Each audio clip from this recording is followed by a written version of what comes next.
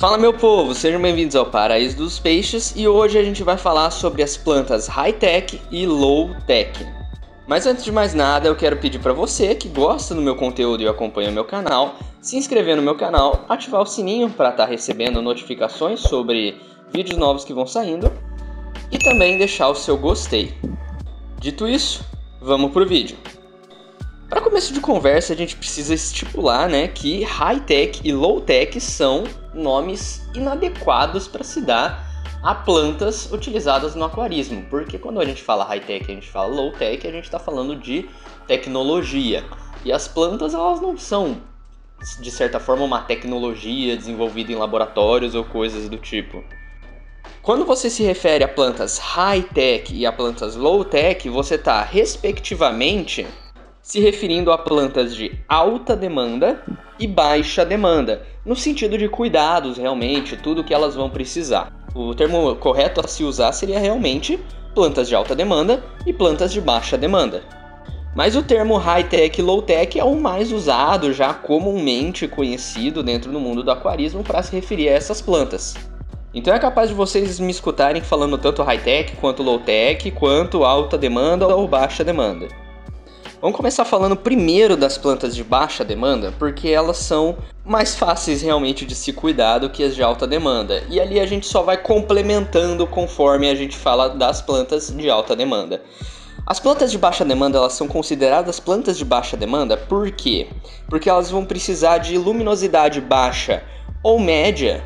Dificilmente, pode acontecer de você encontrar, mas dificilmente você vai achar plantas de baixa demanda que precisem de uma iluminação muito forte, muito alta, ou de grandes quantidades de fertilização, gás carbônico e tudo mais.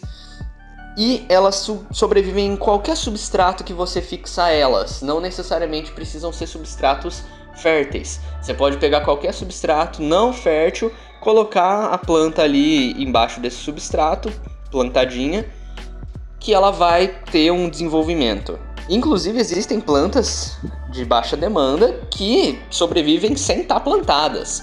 As elódias, que são plantas que muita gente gosta de plantar, eu gostava delas plantadas também, mas muita gente deixa elas soltas pelo aquário, flutuando para lá e para cá, fica bonito também.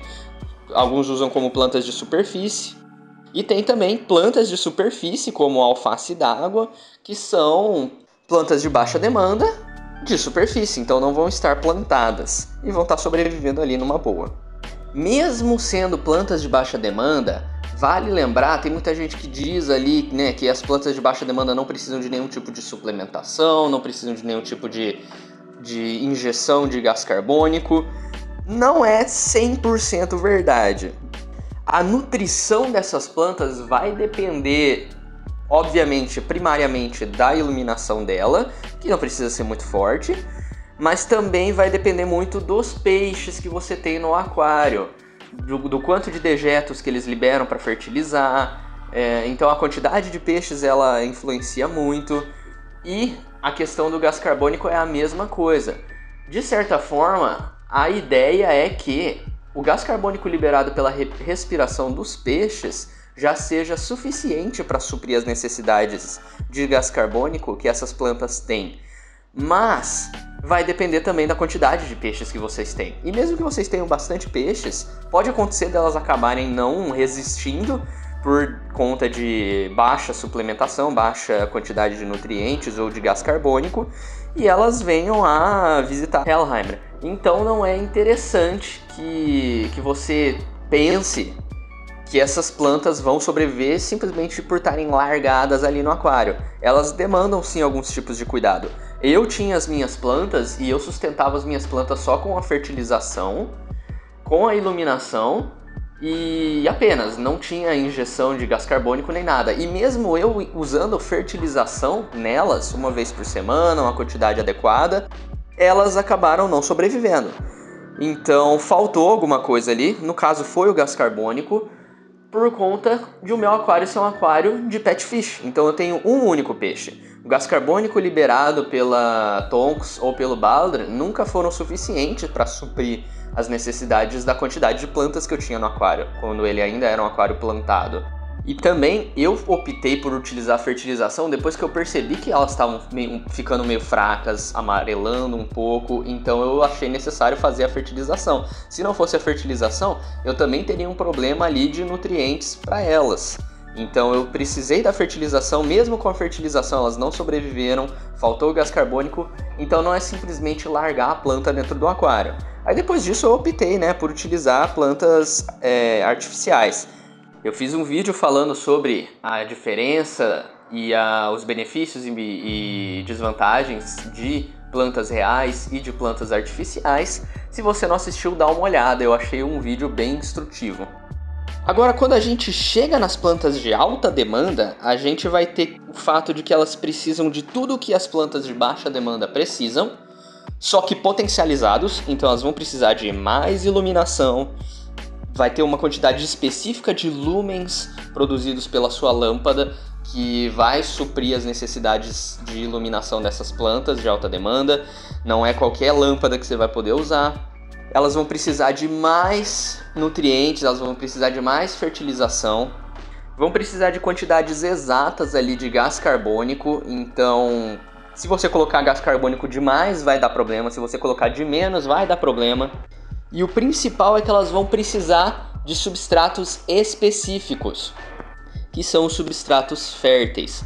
São substratos que já vêm com nutrientes necessários para que essas plantas sobrevivam.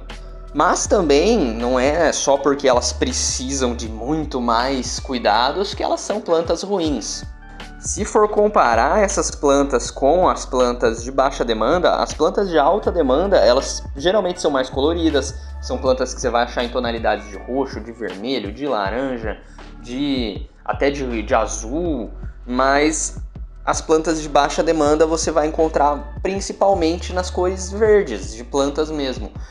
Pode acontecer de você encontrar plantas de baixa demanda que sejam de uma cor diferente, mas geralmente elas são plantas que se restringem à coloração esverdeada. Agora, as plantas de alta demanda têm muito mais essa variação e acabam, obviamente, exigindo mais. E tem muita gente que consegue tranquilamente, quem tem ali mais tempo e mais dedicação com as plantas dentro dos aquários, vai conseguir manter tranquilamente, sem tantas dores de cabeça, e as plantas de alta demanda.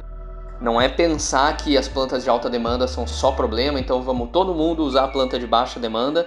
Não é assim.